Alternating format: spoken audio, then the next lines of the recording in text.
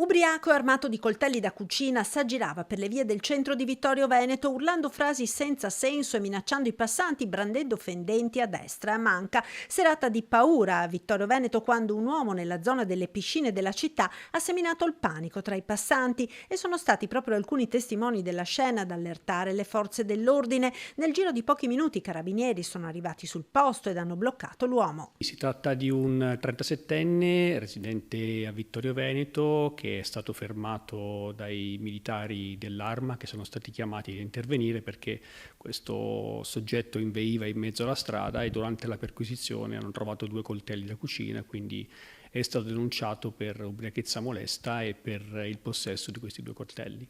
Non è la prima volta che episodi di questo tipo si verificano in città. La scorsa settimana un giovane con problemi di disagio ed in preda ad agitazione ha danneggiato numerose automobili parcheggiate.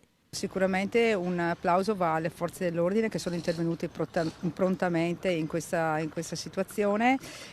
Sta il fatto che questi episodi si stanno sviluppando in maniera continua nel nostro territorio. È vero che il soggetto interessato è un soggetto che ha problemi a livello psichico e noi stiamo attenzionando tutte queste realtà e attraverso l'aiuto, ripeto, delle forze dell'ordine e dei nostri servizi sociali cercheremo di far fronte a queste situazioni.